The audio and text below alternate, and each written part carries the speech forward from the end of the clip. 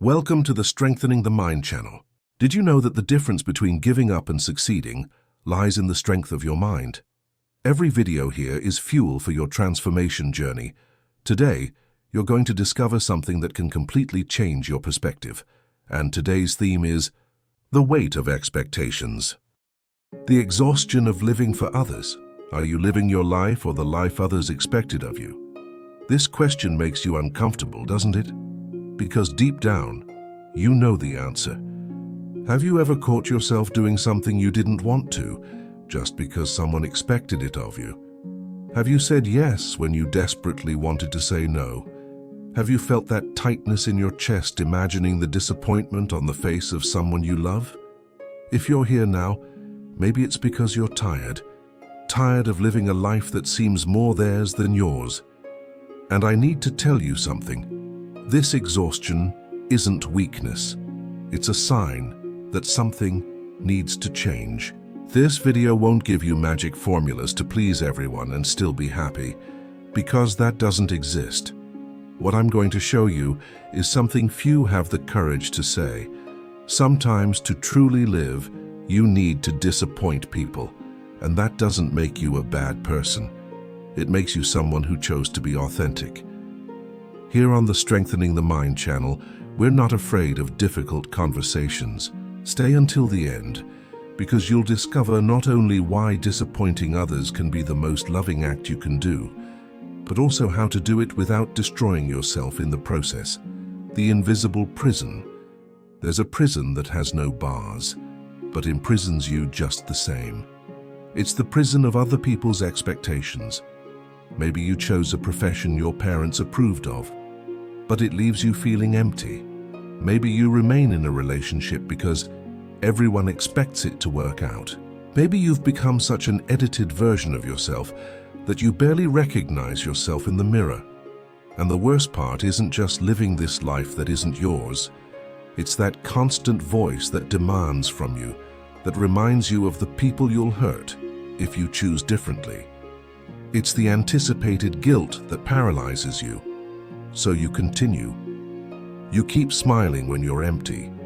You keep being who they need you to be, while the person you really are dies a little more each day. And you know what nobody tells you. This isn't loyalty. This is self-sacrifice dressed up as virtue. It's you becoming a ghost in your own life. The truth that hurts. But here's the truth. You can't live fully and please everyone at the same time. Because living fully means making authentic choices, and authentic choices inevitably go against someone's expectations. When you choose your truth, someone will be disappointed, and that hurts. But you know what hurts more?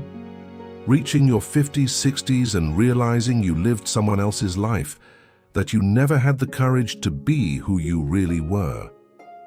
The fear of disappointing isn't just about others. It's about yourself. It's the fear of being seen as selfish, ungrateful, someone who's no longer reliable. It's the fear of losing love, acceptance, belonging. But the people who truly love you will prefer to see you happy being authentic, rather than empty being perfect. And the relationships that don't survive your authenticity were perhaps never really about you, but about the role you played. And that's exactly what we're going to talk about now.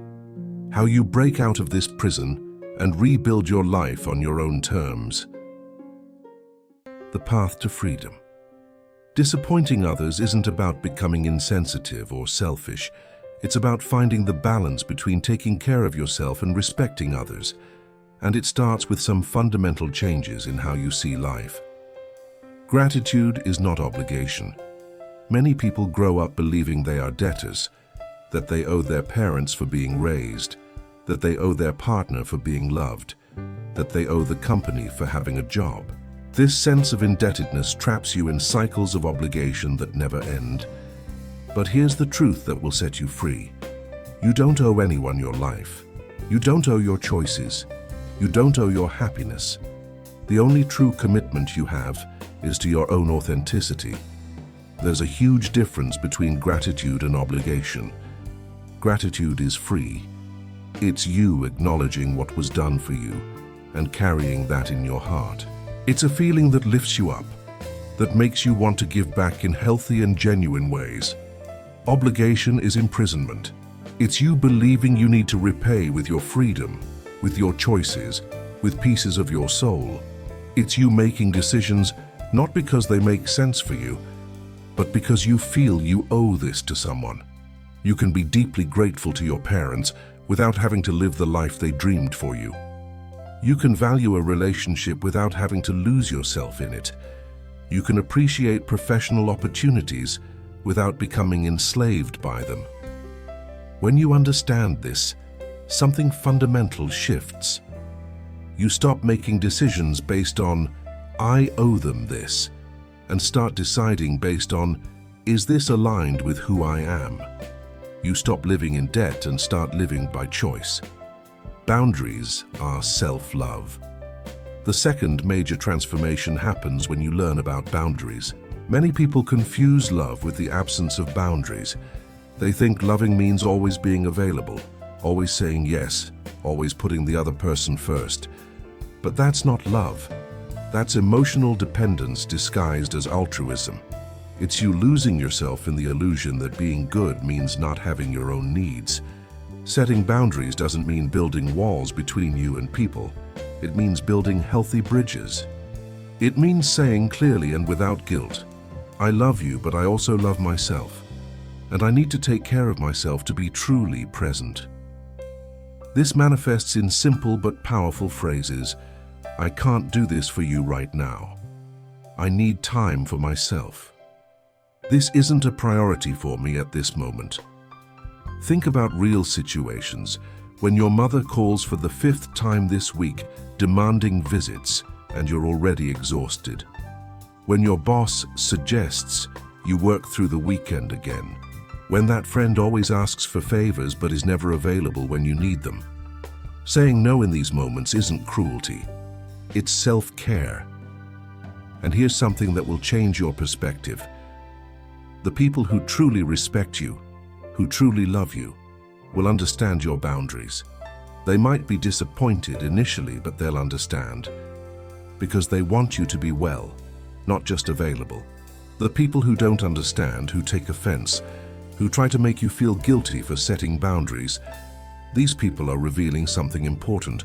They're more interested in what you do for them than in who you really are. You are not responsible for how other people feel. And we arrive at the most difficult, most liberating, and perhaps most controversial lesson. You are not responsible for how other people feel. You are responsible for how you act, for how you communicate. But you're not responsible for what they feel in response to your healthy choices. When you change, when you start living more authentically, this inevitably generates discomfort in the people around you. And it's not because you're doing something wrong. It's because you've become a mirror. You reflect back to them the choices they didn't have the courage to make. You show that it's possible to live differently, to question expectations, to prioritize authenticity. And this is deeply uncomfortable for those who chose the path of conformity. So the reactions come. Criticism disguised as concern, disappointment expressed as love, distance justified as protection. And you'll feel the powerful temptation to go back, to apologize, to make yourself small again just so they feel comfortable. But here's what you need to understand. If you do that, you'll be taking responsibility for something that isn't yours to carry. Their discomfort is theirs to work through. Their frustration is theirs to understand. You can and should communicate your choices with kindness and vulnerability. I know this may disappoint you, and that hurts me too. But I need to do this for myself. I love you deeply, but I can't continue living this way. How you communicate makes a difference. But even with all the kindness in the world, some people won't accept it. And you need to be at peace with that, because you only have one life, and you can't live it trying to manage everyone else's feelings. The freedom that comes after. Now let's talk about what happens when you truly find that courage, because it's not an easy path, but it is a liberating one. At first, you'll feel guilty, very guilty. You'll question whether you're doing the right thing. You'll have moments when you'll want to go back, and that's normal. You're unlearning a lifetime of patterns. But then something starts to change. You notice you're breathing easier. That constant weight on your chest has started to lift. You wake up one day and realize you're making decisions based on what you really want. And that feeling, that's what freedom tastes like. The small victories start to appear, and each one strengthens you a little more. You say no to a commitment that would drain you, and the world doesn't fall apart. You share an uncomfortable truth with someone close, and the person, though surprised, is still there. Maybe you finally have that difficult conversation you've been putting off. Maybe you decline an invitation without making up elaborate excuses. Maybe you stop responding to messages immediately. They're small gestures, but each one is a declaration. I exist, I matter, my needs are valid. And over time, you start to attract different people. People who admire your authenticity, not your conformity. Deeper relationships begin to form because now you're truly present, not just playing a role. You also discover something surprising. Many of the people you thought you'd lose aren't going anywhere. Some will adjust. That friend who seemed distant draws closer again because now you have real conversations. That family member who was always demanding finally sees you as an adult, capable of making your own choices. Some people will even thank you for taking the first step because it inspired them to do the same. And yes, some will walk away. But those who walk away were connected to the false version of you, not the real person. And here's the most beautiful transformation. You stop living in fear. Fear of being exposed. Fear of disappointing. Fear of not being enough. Because now you're being exactly who you are, and that's already enough. You're no longer spending energy keeping up masks. And when you reach that place, something magical happens. Conversations become deeper because you're truly present. Relationships become stronger because they're based on who you really are. So if you're listening to this now and feeling those butterflies in your stomach, that mixture of terror and relief, I want you to know you're not alone. You're not selfish for wanting to live authentically. You are brave. Here's your first step. Identify one area of your life where you're living to please others. Just one. And then ask yourself, if I weren't afraid of disappointing anyone, what would I do differently? Write down that answer and start planning how you can begin to live that truth. Before you go, answer in the comments, what's the heaviest expectation you carry? The one that keeps you from being who you really are. Naming what keeps us trapped is the first step to freeing ourselves. If this video resonated deeply with you, subscribe to the channel. Here on the Strengthening the Mind channel, every week we bring real conversations about life's challenges. Hit that like button so more people can find this message, and share it with someone who needs to hear that it's okay to choose themselves. Because it's not selfishness, it's emotional survival. It's you choosing to truly live.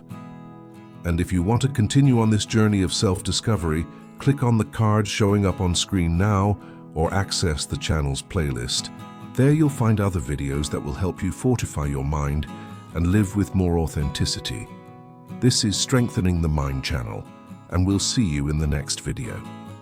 Stay strong, stay real, and remember, you don't need everyone's approval to have the right to live your own life.